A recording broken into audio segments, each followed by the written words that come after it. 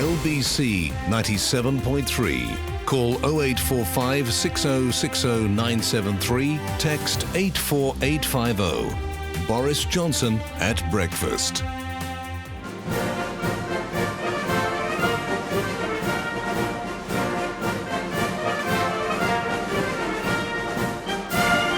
Good morning, LBC listeners. The reason you've just been listening to a snatch of martial music is that there has been a coup here in Leicester Square. In scenes reminiscent of Prague in 1969, the producers of the Nick Ferarri show have finally risen up and abetted, I think, by Tom Cheel, James O'Brien, heaven knows who else. They have carried the Sage of Blackheath off to a cupboard and incarcerated him there, and I've been temporarily installed in Nick's capacious chair.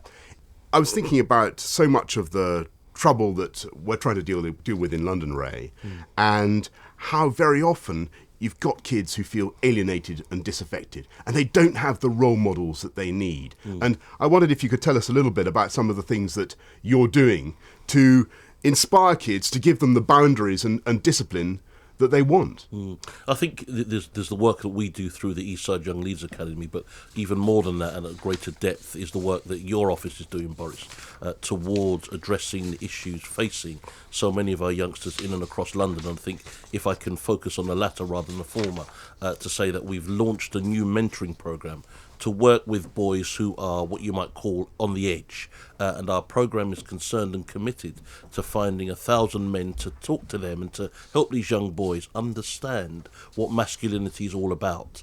I think certainly just glancing at Norway just for a second, I think that what you see here is a young man or a man who was abandoned and had all of those things.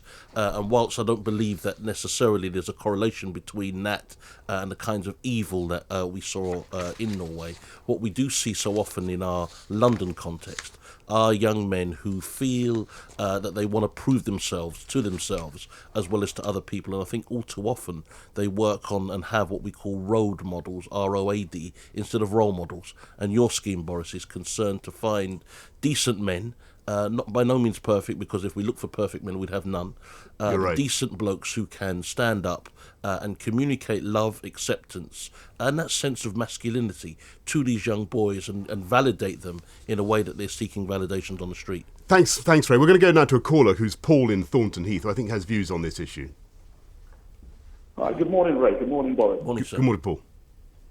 My views are more about the work that's been done here in London. I saluted you very loudly for the introduction of the project to mentor 1,000 young black boys. But I'm now understanding that it's been handed to the University of East London, who not only are not a black organisation, but further have no discernible track record in mentoring young black people in our community. Paul, I get your point. I'm going to ask Ray to try and get the ball back over net as quickly as he can. Paul, good point. And of course, we would want to see the right people in the right place doing this kind of work. What I would say is that both you and I know, and I do know Paul Lawrence, is that the guy leading and running the programme, Melvin Davis, is well known for his incredible track record in working with disaffected boys of all races, and I think that he is the best man in place to do this kind of work. Thanks very much, Ray. And just to reinforce the message there, that's Ray Lewis, who is leading the mentoring programme, the Mayor's Mentors, through Team London. Anybody who wants to be a mentor can sign up. This is the key point I want to get over, because there's a great opportunity in the run-up to the Olympics for people to do great things for their city. Hang on, we've got Barbara from Marylebone who's on the line. And Barbara, over to you. Where are you? Hello, Boris, my darling. It's Miss Windsor here. Barbara Windsor, Dame Barbara. How great to hear you. I just want to say... Where are you? Tell us what you're doing. I'm at home. I've just come from the hairdressers, and I'm at home, and then I'm out again. Fantastic. But listen, Di, I just wanted to say something about the gentleman who just said, "What are you doing for London?" Well, I think he was being supportive. I don't worry. Yeah, I know he was. I know, but at the end of the day, for me personally, what you've done is that you've brought community back into London. Yeah. You know, you're bringing that village life back into London. You know, we've been doing our street parties, and haven't they been successful? we did They've been on wonderful. on that wonderful wedding day, the great royal wedding.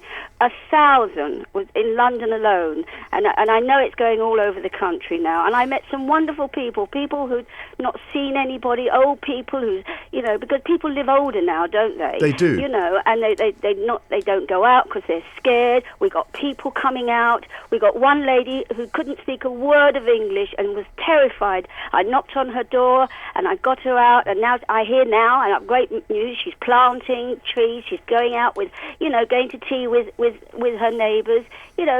We've got to in this day and age. I mean, and people are living older. And Barbara, you're absolutely right, and I should have made you my spokesman. That's exactly what I should have said to the gentleman from Kingston, because that is what we're trying to do. And I think if I wanted to sum up what we want to do in City Hall, and the whole ideology is too pompous a word, but what we want to do is put the village back into the city. We're now going to Mr. Keith Vaz in Stanwell. I can't believe that is the same Keith Vaz who runs the Home Affairs Select Committee, but we're about to find out. It is, Boris. Good morning. What I wanted to know is, do you think that after all we've seen in the Met over the last few weeks, what we need is a reshaped Met so that some of these specialist issues like phone hacking, cash for honours, these big inquiries should actually go elsewhere so that the Met can concentrate on the kind of bread and butter issues that you've been talking about, cutting crime and making sure we prevent crime? Well, Keith, it's a very interesting question. And as you know, this is something that government has been around a great deal in recent years. I think the Labour government looked at it, and certainly Nick Herbert, the police minister, has produced some interesting proposals, you will remember, to kind of winnow out some of the functions of the Met so that you'd effectively have a Metropolitan Police Service that concentrated on domestic policing, and you took out things like the Royal Protection Squad, counter-terrorism, issues such as the one you mentioned around the cash for honours or whatever. All that kind of thing would be taken out of the normal domestic policing functions of the Met. There are some important counter-arguments to that, Keith, which I'm sure you'll be familiar with. Arguments from efficiency, arguments from economies of scale, the need to concentrate resource in London, which is the obvious place to lead the fight, for instance, against counter-terrorism. These are certainly cases that the arguments that I've no doubt will be well rehearsed over the coming weeks, months, and I've no doubt that you and your fellow members of your committee will want to take them up. The issue of obesity is a real problem here in London, Nick, and it came up a great deal in the London Health Improvement Board that I chaired recently. We were looking at the causes of premature death in Londoners and alcohol, obesity. These are the why are you looking at me, Mr. Mayor, with such intensity when you talk about alcohol? This gimletide intensity, and it's because here we are. And let's face it. There's me, there's Ray, there's you. We're here. We are sitting in a room. We are. Let's face it. Men of a certain contour and profile, and we need to set an example, don't we? Yeah. Well, you do. Yes, we all do. Okay, right, and perhaps particularly me. So what about this? Why don't I propose? Yeah. Why don't I propose in the run-up to in order to get London, in order to try to help mobilise Londoners to shed some weight, get fit for the Olympics? How about this? My challenge to you, Nick. Why don't we jointly lose a stone? What, like £4.5 each or something like that? No, I will lose a stone. We will both lose a stone. We will lose a stone each. Right. We will lose a stone. 3 stone. 3 stones. So, and Ray is coming in here. We're all going to lose a stone. I'll take up that challenge. Ray's going to take up that. Ray's going to take up that challenge. We might even try to find some sponsorship for this. Right. And we will do it by Christmas. How about that? Done? It's a deal.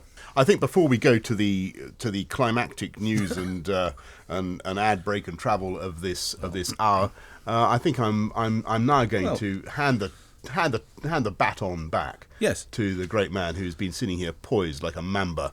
About to strike. Rather overweight Mamba, which obviously we're going to address with our special obesity programme. Mr. Mayor, well done. How was it for you? The Honourable Mamba. How was it for you? Compared to writing your column, which is easier? I'm lost in admiration for what you do. I think probably what it sounded like was it sounded like a politician trying to do a radio show.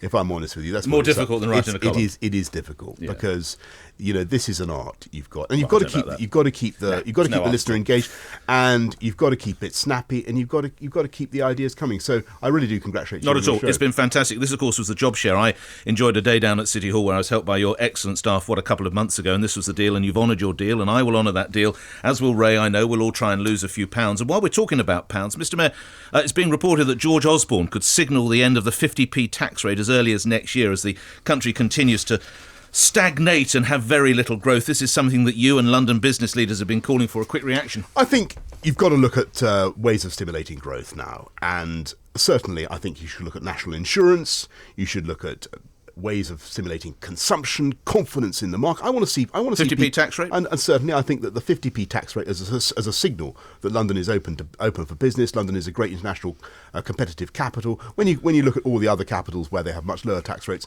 in the end, I think that's the right direction to be going. Obviously. All right. But the critical thing is to set out a manifesto, a charter for growth, and that means investing in London, looking at the aviation issues, looking at the transport issues. There are loads of projects around that can generate jobs for a long time to come, keep this economy moving, keep people in jobs, build skills, make London more attractive and more competitive for years to come. My thanks to Ray Lewis. My thanks also. Remember, tomorrow is 1 year to go. Mr Mayor, say after me, you are listening to LBC 97.3. You are listening to LBC 97.3. No, it was briefly MBC, the Mayoral Broadcasting Corporation, but no longer.